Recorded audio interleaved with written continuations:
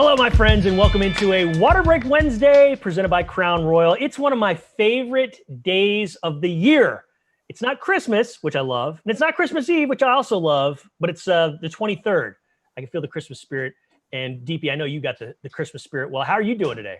It's good, and I believe Phoebe Buffet calls it Christmas Eve Eve. Who's Phoebe Buffet? So happy Christmas Eve Eve. Who is that? On Friends. Do you not watch Friends? Never watched it. I saw one episode where they played football in the park and just never got into that show. So okay, well, we've got your. I mean, it's just more of like a, you'll get the references if you watch it. Got it. My wife thinks I'm a weirdo for. It's a little weird. I wasn't going to say that, but I acknowledge it. But anyways, we're here to answer all your questions. Send them in. We love hearing from you, whether it's from Facebook, from YouTube, from Twitter, doesn't matter. And we also want to know where you're sending these questions in from, because like Deepi said a couple weeks ago, we're worldwide, like Pitbull. So just send out, hey, I got this question, and I'm from Scotland, or I'm from League City, or I'm from Key West. Doesn't matter. We want to hear from you, and we will answer those questions. But Deepi, the Texans have a frisky bunch of kiddies coming to town in the Cincinnati Bengals, do they not? Because I don't know about you, I didn't expect to see what we saw from Cincy the other evening. I knew Pittsburgh was kind of trending downward, but I thought, hey, that defense will still take care of Cincinnati. They did not. Cincinnati looked really, really good, didn't they? You know, it just goes to show you these divisional games. Like, you really can never bet against anyone. The Bengals were at home. It was a primetime game. I mean, they didn't look like a 2-win team heading into that Steelers game. But even though the Steelers have been on this little bit of a losing stretch for them, you didn't expect them to come in and just get dominated by the Bengals. And even up until the very end, I thought somehow the Steelers are going to pull it off. Well, they didn't.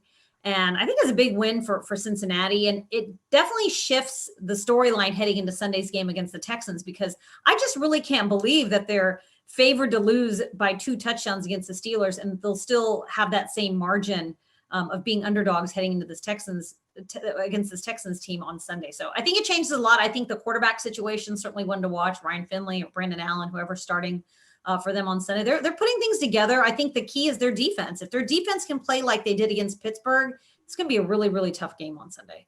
Yeah, for sure. And, as our good friend Mark Vandermeer, the voice of the Texans, always says, they're fat and happy, meaning Bengals are coming off a high. So maybe they'll overlook the Texans. I don't think they will, but they are in that fat and happy category. That'll be fun to see.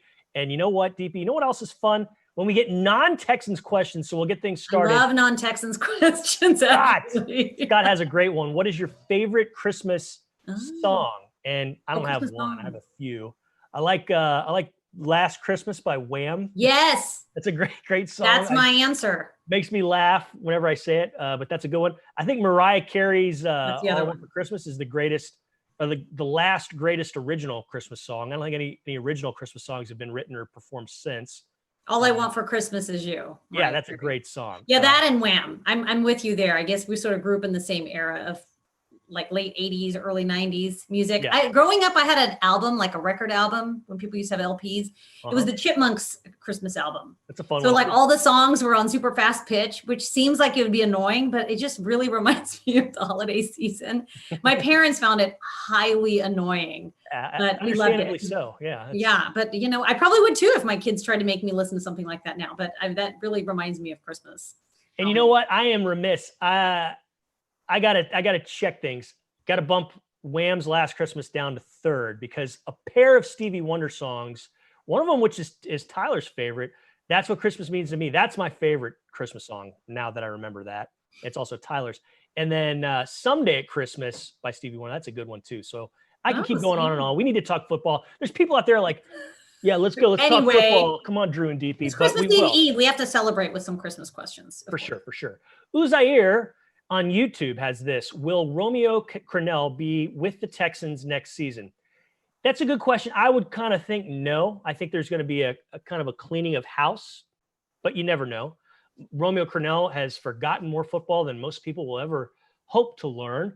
I think he's been a great guy to have around since he got here in 2014. He's performed a variety of roles. He's a great person. He's a great coach. I think he belongs probably in the Hall of Fame as far as what he's done as an assistant in his time in the NFL. And I'm a big fan of his. If I had to guess, I don't think he'll be here next year, but I sure would be cool if he was.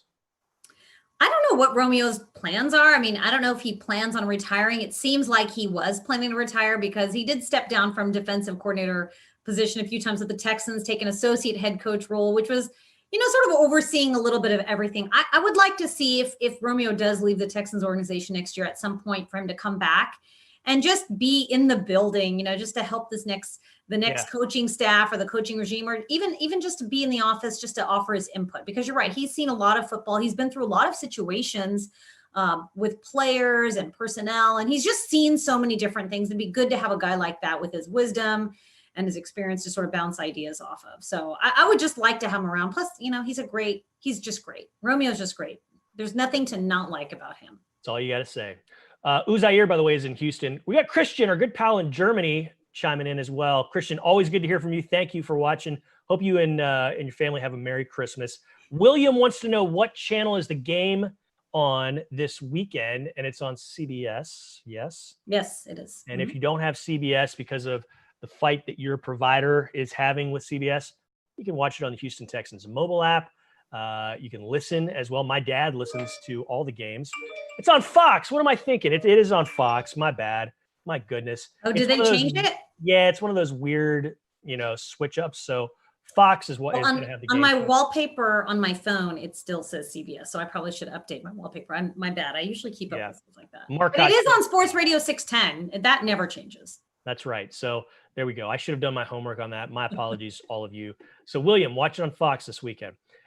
Jonathan has this. What do you think of the GM head coach candidates that have been interviewed? Deepi and Mark and I talked about it at length, I think, last night on Texans Radio, 6 to 8 o'clock on Sports Radio 610, the Houston Texans mobile app. And we talked a little bit about Matt Bazergan getting interviewed. He has been with the organization for a while, and sharp guy. He got the interview yesterday. We also heard Jim Caldwell, former head coach of the Colts and the Lions. He got an interview. So he's a very capable guy too. And then Louis Riddick, he's been in TV, but before that, he was with the Eagles and, has been around some pretty bright minds as far as the personnel game goes. So Texans are spreading that net, casting that net far and wide to get the best candidate. And they're seeing a lot of different candidates. So I like the guys they brought in. I think I want to see who else is coming in as well. But the guys that have come in so far have been very impressive, have very impressive resumes. Yeah, and I think the interesting thing to note is that starting today, teams will be able to interview candidates that are with current teams via Zoom. It'll be a 2-hour interview. And so this will really expedite this interview process. Whereas we were waiting for maybe once playoffs begin and teams are eliminated, that's when those coaches will be available to interview for a lot of these openings. We don't have to wait much longer. We don't have to wait at all, because now teams can immediately start interviewing currently employed coaches and coordinators for other teams, because no one's traveling anyway. So they figure might as well do it on Zoom. And I think teams were really pushing to be able to start that process a little bit earlier, since travel wasn't the thing holding them back. Now, I think it is going to be really interesting to see these coaches, do they take the job without first visiting the facility or visiting the team or meeting in person? I don't know. I guess it depends on the person that's taking the job. Maybe if you've got some contacts within the building, or you've been there before and you've seen what you need to see, you don't need to go that extra step. But I do think that we're going to start getting some more announcements of coaches and different people to be that will be interviewed for this GM and coaching position. So that's definitely a twist to the hiring process this year. And while it's not ideal for a guy to have to interview via Zoom for this job, and if he's on a team right now, he's coaching a team right now, he's going to have to carve out time in his busy schedule to do it. But if you're a guy who's aspiring to be a head coach in the NFL, you've prepared for this over the last few years, whether you're a lowly assistant, whether you're a coordinator. If you think and you believe you can be a head coach, you've got your stuff ready. And you did it in the summertime. You did it in the spring. You did it whenever you found a way. So there's going to be guys that, it's not ideal. They'd like to have, a long lunch and a day to kind of check things out. But guys who are prepared, this won't be a problem for. And that's a good thing. You want guys who are prepared. So I'm looking forward to seeing who comes to the fore. All right. Luis has this. Will John Reed play in the last 2 games? John Reed has been bugged by a neck injury lately, so I don't know. But the Texans certainly would like to see what else he's gotten his bag as far as being a cornerback. So we'll see. But he has been bothered by the neck injury the last few weeks.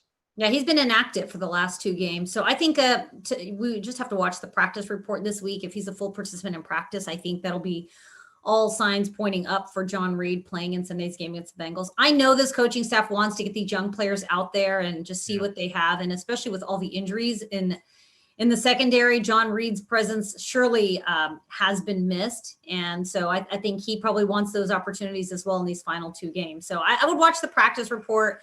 We'll get one probably here this afternoon, and then Thursday, teams practicing. Friday, they're off. And then we'll see heading into Saturday what the status report says.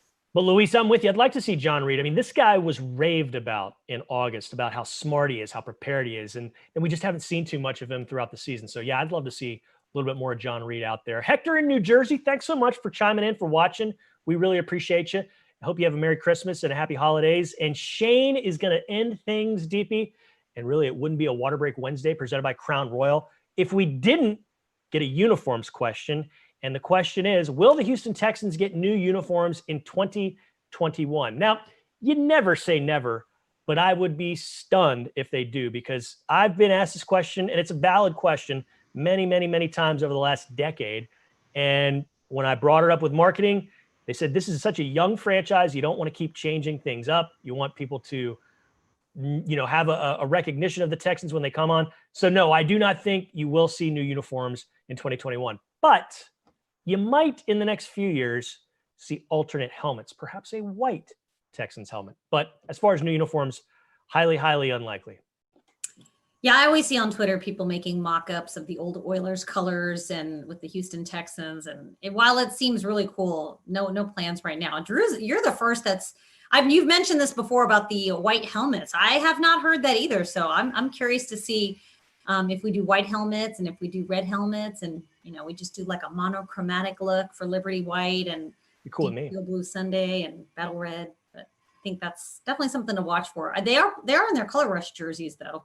Yes, so yes, they are. That's kind of the new alternative jersey. They've been playing in them more. The players seem to really like it because the records. I like it too. I think it's a great look. I really think it's awesome. And remember, the last time they wore the color rush jerseys against the Bengals was the first time they ever wore the color rush jerseys. It was also Deshaun Watson's first start.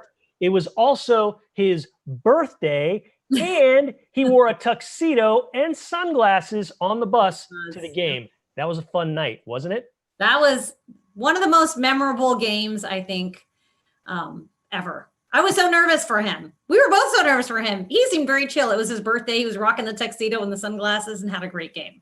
And we were nervous because the Texans had gotten cold-cocked the Sunday before, and they were playing on a Thursday night. They were without, I think they had 5 tight ends on the roster, but they were without 7 that day. So they had different players playing different positions.